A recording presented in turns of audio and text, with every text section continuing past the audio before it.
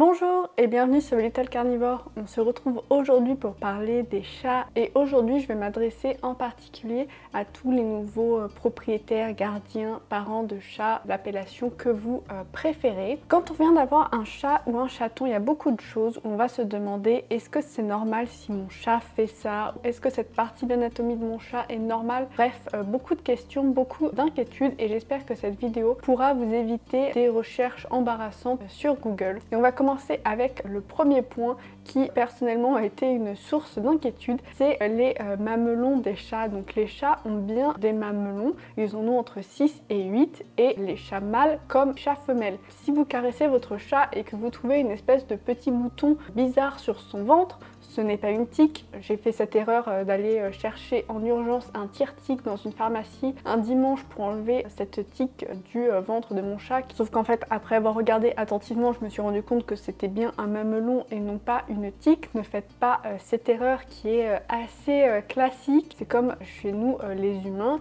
Les hommes ont des mamelons, même s'ils n'ont pas des glandes mammaires développées comme les femmes. On enchaîne sur un comportement qui peut parfois surprendre un peu ou du moins dérouter. C'est lorsque vous voyez votre chat faire une espèce de grimace et souvent il va faire ça après avoir reniflé une odeur. En fait, lorsqu'il fait ça, on va appeler ça la réaction de Flehmen et il va activer l'organe de Jacobson, aussi appelé organe voméronasal, qui va lui permettre de sentir certaines odeurs spécifiques. Il va souvent faire ça lorsqu'il va sentir des traces d'urine d'un autre chat. Ça va lui permettre en fait d'utiliser cet organe pour mieux analyser, goûter cette odeur et comprendre ce que c'est. C'est un comportement qui est donc tout à fait normal, même si votre chat fait une tête qui est un peu bizarre et marrante. Troisième point, vous avez peut-être trouvé chez vous, près des griffoirs ou près du lit de votre chat, des morceaux de griffes et vous êtes inquiété si votre chat s'était fait mal, s'était cassé une griffe, etc.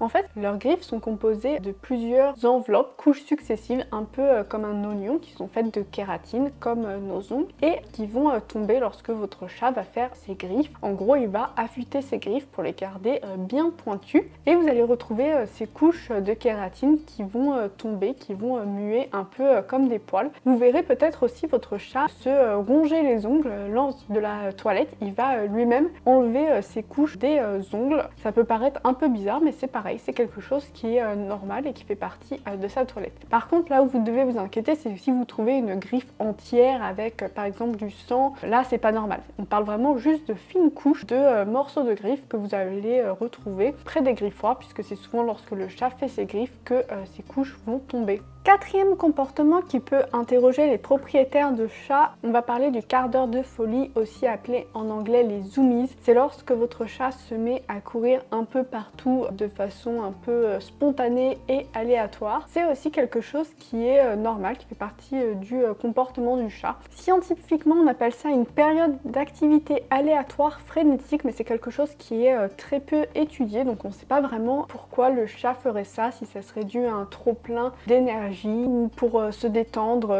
un peu comme nous on fait du sport pour se déstresser.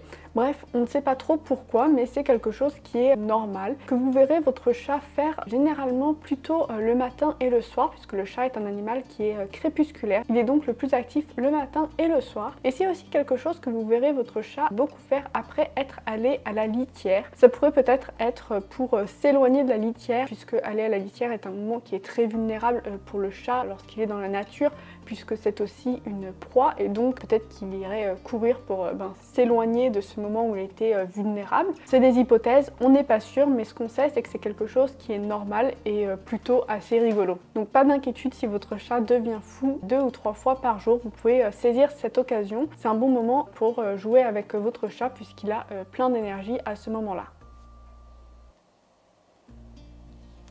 Cinquième chose qui peut surprendre chez les chatons, mais en fait c'est assez évident si on y pense, les chatons vont perdre leurs dents de lait. Comme pour nous les humains, ils ont une dentition de lait avec 26 dents de lait avant d'avoir leurs 30 dents d'adultes qui vont apparaître à leurs 6 mois. Et donc entre 3 et 5 mois, les chatons vont perdre leurs dents de lait. Donc si vous retrouvez une dent chez vous, c'est normal, c'est juste une dent de lait que votre chat a perdue. Moi j'avais trouvé une prémolaire de praline. On ne les retrouve pas toujours parce que souvent elles sont tout simplement avalées par le chat. Ça veut aussi dire qu'il est possible que dans cette période de 3 à 5 mois que votre chat ait mal aux dents et aux gencives. S'il mange un peu moins, s'il a des difficultés à manger, c'est peut-être à cause de ça, donc n'hésitez pas à lui donner de la pâtée. Il est aussi possible que votre chat ait plus tendance à mordiller ou à mâchouiller pour faire ses dents, pour évacuer la douleur. Dans ce cas-là, n'hésitez pas à lui donner quelque chose pour qu'il puisse mâchouiller, comme un bâton de Matatabi, on en a parlé dans une précédente vidéo, ou par exemple des oreilles de lapin séchées, qui est une friandise un peu croustillante. Pareil, je vous ai fait une vidéo à ce sujet. Vous pouvez tester si ça peut aider votre chaton à faire ses dents. On passe au 6e comportement et on va parler des chats qui malaxent. Vous avez peut-être vu votre chat ou votre chaton malaxer, donc faire comme ça avec ses pattes, les ouvrir et les fermer en rythme sur un plaid, sur un canapé ou même tout simplement sur vous. C'est un comportement pareil qui est assez peu étudié, mais ça reproduit le comportement qu'a le bébé chaton lorsqu'il va faire cela sur les mamelles de sa mère pour faire sortir le lait. C'est donc un comportement qui serait plutôt apaisant, rassurant pour le chat ou qui pourrait tout simplement exprimer du bonheur, son bien-être. Donc il fait ça sur vous, pas d'inquiétude, c'est vraiment quelque chose qui est normal et au contraire c'est même plutôt un bon signe. Il est possible que ça fasse un peu mal s'il fait ça avec ses ongles. Dans ce cas-là, n'hésitez pas à épointer le bout des ongles de votre chat. Je vous ai fait une vidéo à ce sujet, ça permettra à votre chat de continuer à exprimer son bien-être sans pour autant vous faire mal. Pour le 7e point, on va repartir sur l'anatomie du chat. Vous vous êtes peut-être demandé pourquoi il avait une espèce de blessure à son oreille, une espèce de cicatrice, qu'est-ce qu'il avait pu se faire, pourquoi il a cette double peau à l'oreille. C'est en fait une partie de son anatomie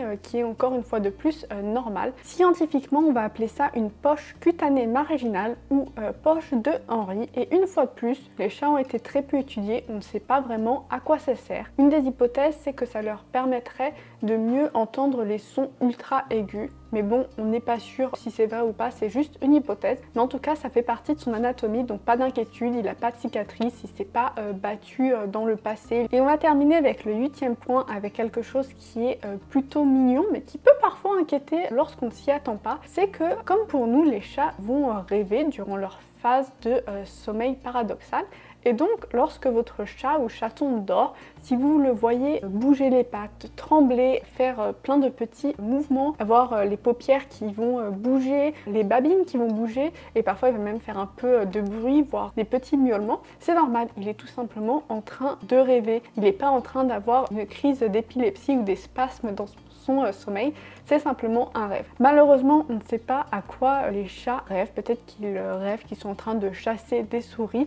On ne sait pas, c'est juste mignon. Et bien sûr, ne réveillez pas votre chat ou votre chaton s'il est en train de dormir ou encore pire en train de rêver. J'espère qu'avec cette vidéo, vous connaîtrez mieux votre chat ou votre chaton et que ça vous évitera des moments d'inquiétude. Si vous avez des questions, n'hésitez pas à me laisser un commentaire. Si vous avez aimé cette vidéo, mettez un pouce bleu et abonnez-vous. Partagez-la avec d'autres personnes qui viennent d'avoir un chat. Et on se retrouve très rapidement sur Volatile Carnivore pour une prochaine vidéo. À bientôt!